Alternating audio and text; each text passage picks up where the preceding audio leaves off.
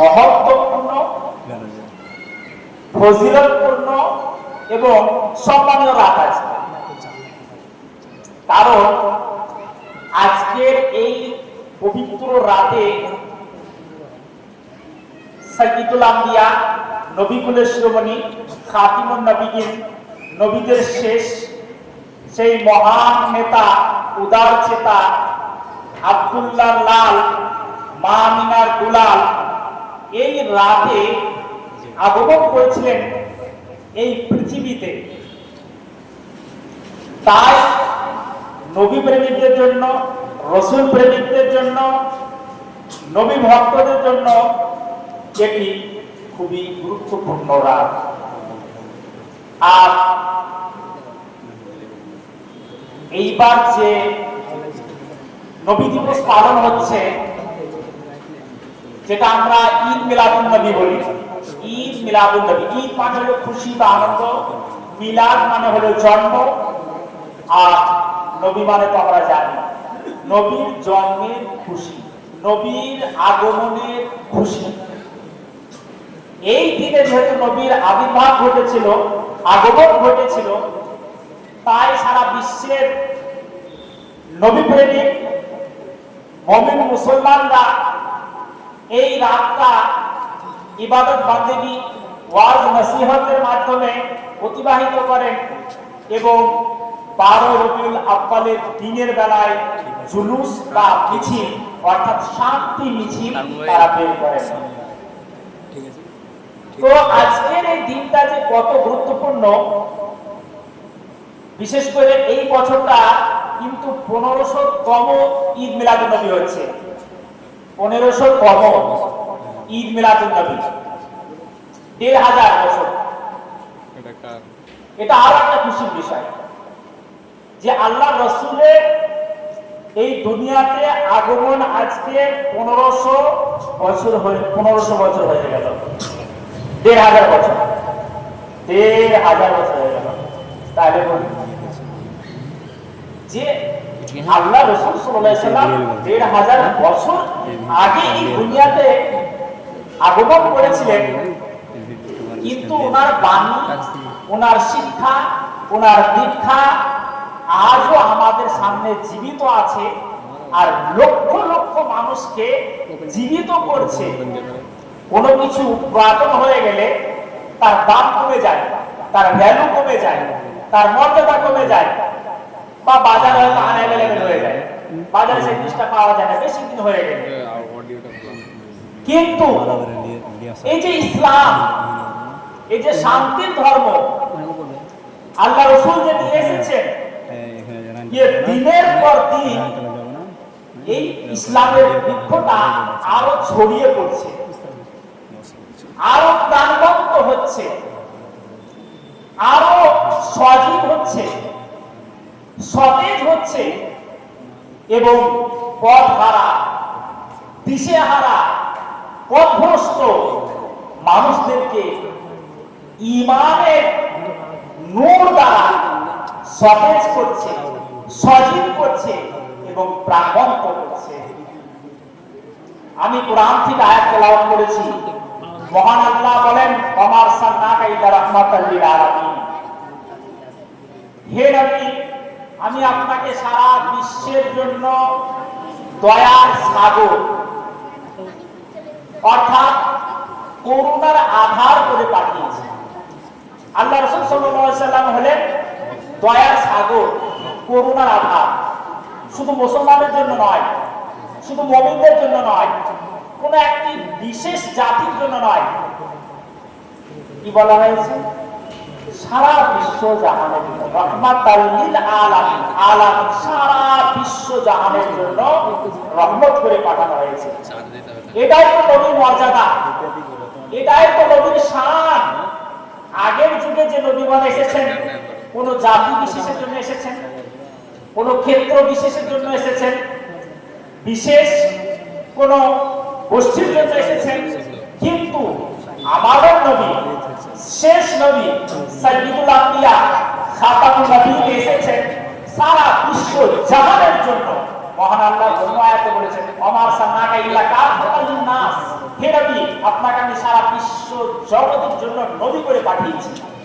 তাহলে নবী শুধু মুসলমানের নবী নন, যত জাতি আছে যত সৃষ্টি আছে সকলের নবী হয়ে এসেছেন, সকলের নবী হয়ে এসেছেন। কিন্তু সেই নবী প্রকৃত উম্মত হওয়ার সৌভাগ্য সকলের জন্য। কারণ উম্মত দুই প্রকার, একটা উম্মতে দাওয়াত আর একটা উম্মতে ইজাবা। উম্মত তো সবাই, কিন্তু উম্মত হওয়ার মধ্যে পার্থক্য আছে।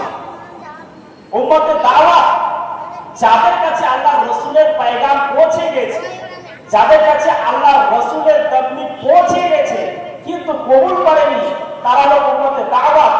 আর উম্মতে ইজাবা যাদের কাছে নবীর তাবলীগ পৌঁছে গেছে, যাদের কাছে নবীর পয়গাম পৌঁছে গিয়েছে এবং তারা কবুল করে নিয়েছে, মন ও প্রাণে মেনে নিয়েছে, তারা হলো উম্মতে ইজাবা।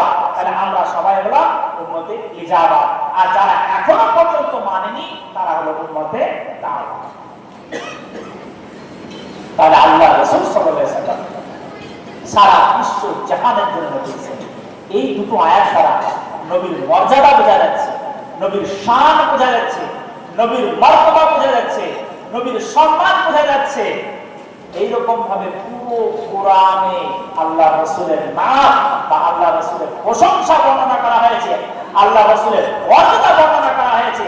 মহান আল্লাহ বলেন ইন্নাকা লাআলা খুলুকিন আযীম, হে নবী আপনি মহা চরিত্রের অধিকারী, অর্থাৎ আপনি আদর্শবান, আপনি মহা আদর্শের অধিকারী। মানে নবীর যে আদর্শ, নবীর যে চরিত্র পৃথিবীর কোন মানুষের হতে পারে না।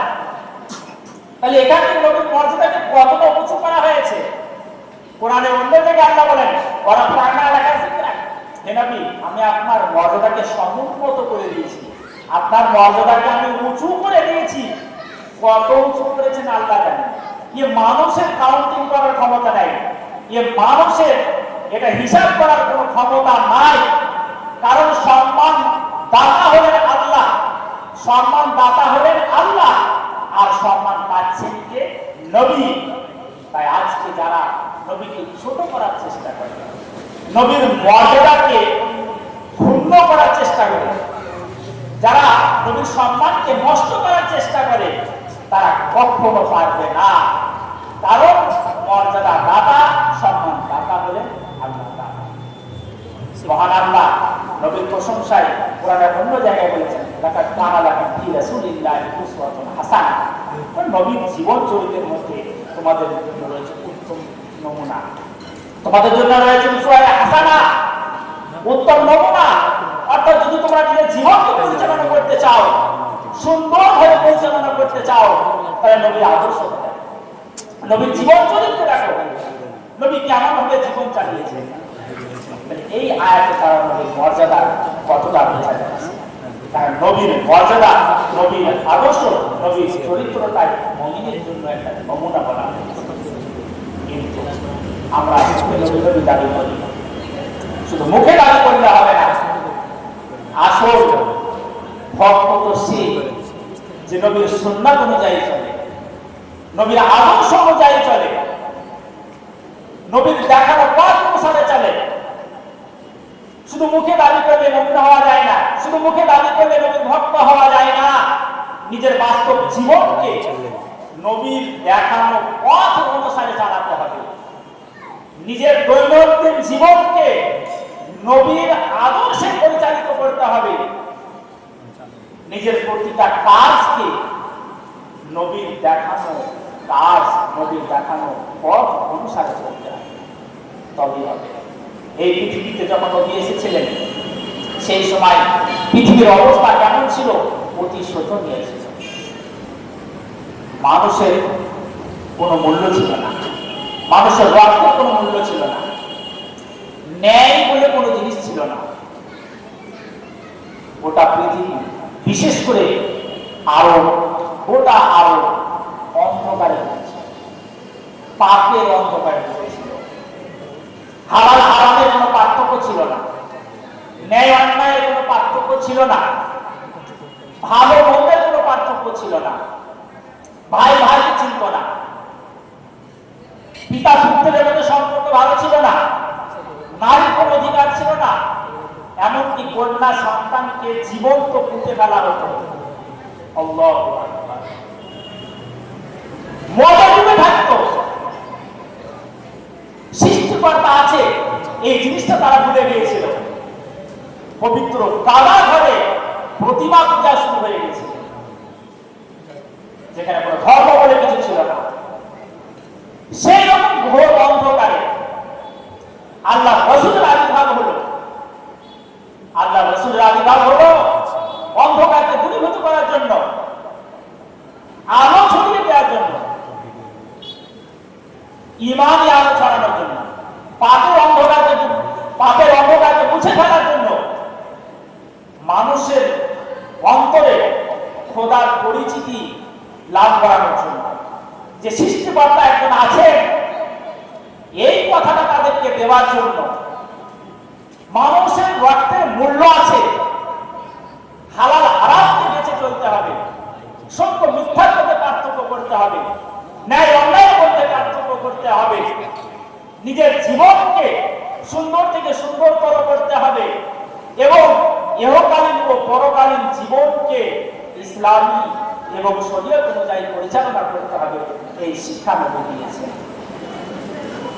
নবী ভালোবাসার কথা বলতে এসেছেন, নবী প্রেমের কথা বলেছেন, নবী ন্যায়ের কথা বলেছেন, নবী সত্য কথা বলেছেন, নবী মানুষের মধ্যে সম্পর্ককে যুক্ত করেছেন, মানুষের মধ্যে থেকে ঘৃণাকে উচ্ছেদ করেছেন, মানুষের মধ্যে ভ্রাতৃত্ব গড়ে তুলেছেন, ভাইয়ে ভাইয়ের সম্পর্ক গড়ে তুলেছেন, নারীর মর্যাদা দিয়েছেন, সৃষ্টিকর্তার পরিচয় করিয়েছেন, মানুষের মাঝে জান্নাত ও জাহান্নাম দেখিয়েছেন, জান্নাত ও জাহান্নামের পথ দেখিয়েছেন, হালাল অর্জন করতে বলেছেন, হারাম থেকে বেঁচে চলতে বলেছেন, জাহান্নাম থেকে বেঁচে চলতে বলেছেন, ন্যায়কে সর্বদা আঁকড়ে ধরতে বলেছেন, আর সর্বোপরি নিজের ঈমানকে মজবুত রাখতে বলেছেন। এই শিক্ষা নিয়ে নবী দুনিয়াতে এসেছেন। নবীর জীবন, নবীর আদর্শ, নবীর জীবন চরিত্র যদি আমরা পড়ি তাহলে আমরা জানতে পারবো যে নবী সারাটি জীবন কতটা কষ্টের মধ্যে এই ইসলামকে প্রচার করেছেন। সারাটি জীবন কষ্টের মধ্যে ইসলামের প্রচার করেছেন, মানুষের মাঝে সত্য বাণীকে পৌঁছে দিয়েছেন। আমরা তো লাগানো গাছ পেয়েছি, যে গাছ থেকে আমরা ফল শুধু পেরে খাচ্ছি। কষ্ট করেছেন নবী, কষ্ট করেছেন সাহাবাগণ, কষ্ট করেছেন তাবিঈনগণ। এই ইসলামের বৃক্ষকে নবী লাগিয়েছেন, পানি দিয়েছেন, সতেজ করেছেন, নিজের রক্ত দিয়ে, নিজের দেহ দিয়ে, নিজের শক্তি দিয়ে, নিজের শ্রম দিয়ে, নিজের পরিশ্রম দিয়ে এবং নিজের রক্ত দিয়েও এই ইসলামের বৃক্ষকে তিনি সতেজ করেছেন। সাহাবাগণ সেই বৃক্ষকে আগলে রেখেছেন, সাহাবাগণ সেই বৃক্ষের ডালপালা গজিয়েছেন, সে তাকে আরো বড় করেছেন। আর আজকে আমরা একটি পূর্ণাঙ্গ বৃক্ষ পেয়েছি ইসলাম, কিন্তু আমরা সেরকম ভাবে জানতে পারছি না, সেরকম ভাবে জীবনকে পরিচালনা করতে পারছি না। সাহাবাগণ যেভাবে চালিয়েছেন, সাহাবাগণ যেভাবে নিজের জীবনকে পরিচালনা করেছেন, আমাদের উচিত সেইভাবে জীবনকে পরিচালনা করা, নিজেদের জীবনে নবীর আদর্শকে বাস্তবায়িত করা, নিজেদের জীবনে নবীর চরিত্রকে বাস্তবায়িত করা। তবেই তো প্রকৃত মুমিন হওয়া যাবে। তিনি তো ভালোবাসার কথা শিখিয়ে গিয়েছেন না? আল্লাহ রাসূল কি বলেছেন যে প্রকৃত মুমিন তো সে যে অপর মুমিন ভাইয়ের কষ্টে কষ্ট পাবে। প্রকৃত মুমিন তো সে যে নিজের জিহ্বা এবং হাত দ্বারা অপর মুমিনকে কষ্ট দেবে না। এই তো ভালোবাসার কথা শিখিয়ে গিয়েছেন নবী। নবী ন্যায়ের কথা বলেছেন, তোমরা অনেক কিছু করবে না, কারো প্রতি জুলুম করবে না, জুলুম করতে নিষেধ করেছে। আজকে মিলাদুন নবী এই মাহফিল থেকে আমাদের উদ্দেশ্য হবে নবী যে ন্যায়ের কথা বলেছেন সেই ন্যায়কে ছড়াইতে হবে। অন্যায্য থেকে মানুষকে যে বিরত রেখেছেন, আমাদেরকে সেই অন্যায্য থেকে দূরে থাকতে হবে। যে প্রেম ও ভালোবাসা শিখিয়েছেন, সে প্রেম ও ভালোবাসা শিক্ষা দিতে হবে। এই শান্তি মিছিল মানে হলো নবীর আদর্শকে ছড়িয়ে দেওয়া, নবীর প্রেমকে ছড়িয়ে দেওয়া, নবীর ভালোবাসাকে ছড়িয়ে দেওয়া, নবীর দেখানো পথ এবং মতকে ছড়িয়ে দেওয়া, সকলের মাঝে ছড়িয়ে দেওয়া। এটাই তো আমাদের উদ্দেশ্য। শুধু আমরা মিছিল করলাম, জুলুস করলাম, কিন্তু নবীর সুন্নাতকে ছেড়ে দিলাম, নবীর আদর্শকে ছেড়ে দিলাম, নবীর জীবন চরিত্রকে ছেড়ে দিলাম, তাহলে কিন্তু আমাদের কোনো লাভ হবে না, কোনো লাভ হবে না। লাভ একমাত্র কোথায়? যদি আমরা নবীর আদর্শকে নিজেদের জীবনে বাস্তবায়িত করি, তবে আমরা লাভবান হব। নবীর সুন্নাতকে আঁকড়ে ধরতে হবে। আজকে আমরা নবীর সুন্নাত থেকে পিছিয়ে মুখে নবী নবী দাবি করি আমরা, কিন্তু নবীর আদর্শ থেকে অনেক পিছিয়ে। নবী যে ভালোবাসার কথা বলেছেন, আমরা কি আদৌ মানুষকে দিল থেকে ভালোবাসছি, অন্তর থেকে ভালোবাসতে পারছি? নবী ক্ষমা ধর্ম শিখিয়ে গেছেন। কেউ যদি তোমার প্রতি অবিচার করে, কেউ যদি তোমার প্রতি অন্যায় করে, তুমি তাকে ক্ষমা করে দাও। নবী 53 বছর মক্কায় ছিলেন, 53 বছর মক্কায় ছিলেন, 10 বছর মদিনায় ছিলেন, বাহ্যিক জীবন হলো 63 বছর। এই 53 বছরের মধ্যে 13 বছর তিনি মক্কাতে ইসলাম প্রচার করেছেন। তার মানে 40 বছর পর্যন্ত তিনি ইসলামের বাণী প্রচার করেননি, আল্লাহর হুকুম আসেনি, কিন্তু নবী ছিলেন। এই যে 13টি বছর মক্কায় যে কেটেছে, কতটা কষ্টের মাধ্যমে কেটেছে একবার কল্পনা করা যায়। তায়েফের মানুষেরা যখন তিনি তায়েফে গিয়েছিলেন ইসলাম প্রচার করার জন্য, তায়েফের লোকেরা কত কষ্ট দিয়েছিল। পাথর মেরে মেরে পুরো শরীরকে রক্তাক্ত করে দিয়েছিল, শরীরের রক্ত পড়ে পায়ের খরম এমন ভাবে আটকে গিয়েছিল, সেই রক্তে জমে গিয়েছিল, খরম পা দিয়ে বের হচ্ছিল না। জিবরিল আমিন আসলেন, বললেন ইয়া রাসূলুল্লাহ, আপনি একবার আদেশ করুন এই তায়েফের লোকেদেরকে আমি এই পাহাড় দিয়ে চাপা দিয়ে ফেলবো। আল্লাহ রাসূল কি বলেছিলেন? ওরা অবুঝ, ওরা জানে না, ওদেরকে ছেড়ে দাও। ওই তায়েফ থেকে একজন ইসলামের যোদ্ধা তৈরি হবে, ওই তায়েফ থেকে ইসলামের মুজাহিদ তৈরি হবে, ওই তায়েফ থেকে আমার সাহাবা তৈরি হবে, আমি তাদেরকে ক্ষমা করে দিলাম। কিন্তু মক্কার লোকেরা, কুরাইশ বংশের লোকেরাই কত কষ্ট দিয়েছিল। 13টি বছরের মধ্যে 13টি বছর কত যন্ত্রণার মধ্যে কেটেছে, সে কল্পনাতীত, কল্পনার বাইরে। যখন তারা অতিষ্ঠ হয়ে গেল, অবশেষে আল্লাহ রাসূলকে সেই মক্কা ছাড়তে বাধ্য করল। আল্লাহ রাসূল 622 খ্রিস্টাব্দে আল্লাহর হুকুমে ওই মক্কা ছেড়ে মদিনায় চলে গেলেন হিজরত করে। কতটা কষ্ট লাগে নিজের স্বদেশ ভূমি ত্যাগ করা, জন্মভূমিকে ছেড়ে যাওয়া কতটা কষ্টের। যে জন্মভূমি ত্যাগ করে অন্য জায়গায় হিজরত করেছে, চলে গেছে, সেই ব্যক্তি জানে। তো আল্লাহ রাসূল 622 খ্রিস্টাব্দে এই মক্কা নিজ জন্মভূমিকে ছেড়ে মদিনায় চলে গেলেন। কিন্তু আল্লাহর কি মহিমা! অল্প কিছুদিনের মধ্যেই আবার তিনি মক্কায় ফিরছেন, কিন্তু বিজয়ী বেশি, জয়ী হয়ে। যে মক্কার লোকেরা টিকতে দেয়নি, যন্ত্রণার উপর যন্ত্রণা দিয়েছে, কষ্টের উপর কষ্ট দিয়েছে, জুলুমের উপর জুলুম করেছে, সেই মক্কায় তিনি ঢুকছেন বিশাল সাহাবাদের বিজয়ী বেশি। বড় বড় কাফেররা মারা গিয়েছে, আর যারা বেঁচেছে তারা গ্রেফতার হয়েছে, তারা আটক হয়েছে, ভীতু সন্ত্রস্ত, তারা ভয়ে কাঁপছে। বলে আজকে আমাদের ভাই, যাকে আমরা সারাটি জীবন কষ্ট দিয়েছি, যার প্রতি সারাটি জীবন জুলুম করেছি, অন্যায় করেছি, যার প্রতি অবিচার করেছি, যাকে আমরা এই মক্কাতে টিকতে দেইনি, মক্কা ছাড়তে বাধ্য করেছি, আজকে আমরা তারই হাতে পরাভূত, তারই হাতে পরাজিত, তারই হাতে গ্রেফতার হয়ে পড়েছি। আজ আমাদের রেহাই নেই, আজ আমাদের বিস্তার নেই। এইরকম ভাবে তারা ভাবনা চিন্তা করছে। আপনি আমি যদি এরকম হই যে চরম এক শত্রু, যাকে আমি বাগে পাচ্ছি না, যাকে আমি কন্ট্রোল করতে পারছি না, হঠাৎ করে যখন আমি তাকে বাগে পাবো, তাকে সুযোগে পাবো, তো আমরা সুযোগের সৎ ব্যবহার করে নেব। আমরা সেই সুযোগটা হাতছাড়া করি না, যে আজ তোকে পেয়েছি আমি ছাড়বো না, তুই যে অবিচার করেছিস সমস্ত অন্যায় ও অবিচারের প্রতিশোধ কিন্তু আজকে নিব। আমরা এরকম মনোভাব নিই কিনা? কিন্তু আল্লাহ রাসূল রহমাতুল লিল আলামিন, সারা বিশ্ব জাহানের জন্য তিনি করুণার আধার,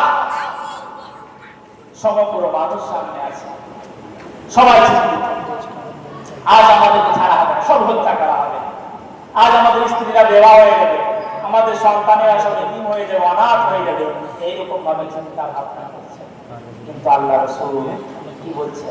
বিশাল জনতার সামনে দাঁড়িয়ে বলছে, যা তোমরা সবাই মুক্ত, তোমরা সবাই স্বাধীন, আজ তোমাদের কাছে কোনো প্রতিশোধ নেওয়া হবে না, কোনো প্রতিশোধ নেওয়া হবে না, আজ তোমরা সবাই।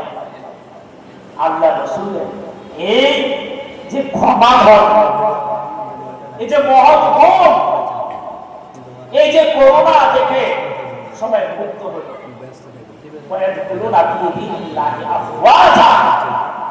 সমগ্র মানুষ দলে দলে ইসলামের দিকে। এই ইসলাম তরবারি জোরে প্রচার হয়নি, ইসলাম জুলুম করে প্রচার হয়নি, ইসলাম জুলুম করে না, অন্যায় করে না, অন্যায়কে প্রশ্রয় দেয় না। এই ইসলাম প্রচার হয়েছে নবীর আদর্শে, ইসলাম প্রচার হয়েছে নবীর চরিত্রে, ইসলাম প্রচার হয়েছে নবীর প্রচেষ্টায়, নবীর সহনশীলতায়, নবীর উদারতায়, নবীর মহানুভবতায় ইসলাম প্রচার হয়েছে। আজকে যারা বলে ইসলাম জোর করে প্রচার হয়েছে, ইসলাম তরবারি জোরে প্রচার হয়েছে, তারা এটা ভুল বলে। তারা ইতিহাসকে ঘেটে দেখুক, তারা বুঝতে পারবে যে ইসলাম কখনো আগে তরবারি খায়নি, ইসলাম কখনো আগে দেহের উপরে জুলুম করেনি, অন্যায় করেনি। ইসলামের প্রতি কখন যখন জুলুম হয়েছে, ইসলামের প্রতি যখন অবিচার হয়েছে, সেটা রুখে দাঁড়ানো হয়েছে। সেটা ইসলাম তার প্রতিশোধ, তার প্রতিবাদ করার জন্য রুখে দাঁড়িয়েছে, প্রতিশোধ দেওয়ার জন্য নয়। তাহলে যারা ইসলামকে বদনাম করে তাদেরকে সঠিক ইতিহাসটা বলে। আল্লাহ রাসূলের এই আদর্শ এবং এই চরিত্রকে আমাদের জীবনে রূপ দিতে হবে, আমাদের জীবনে বাস্তবায়িত করতে হবে। তাহলে আমরা ইহকাল এবং পরকালে আমরা সফল হতে পারবো। এখন 7:15 আমাদের রুটিন অনুযায়ী 7:15 আগে আমাদের 7:30টায় জামাত হবে। আল্লাহ তাআলা আমাদের সকলকে নবীর প্রেম দান করুন, আমাদের ঈমানকে মজবুত করুন, আর আমাদের এই মাহফিল এবং যারা দান দিয়েছেন, যারা শ্রম দিচ্ছেন, সকলের হাজিরকে কবুল করুন। ওয়া মা আলাইনা ইল্লাল বালাগ। আসসালামু আলাইকুম ওয়া রাহমাতুল্লাহি ওয়া বারাকাতুহু।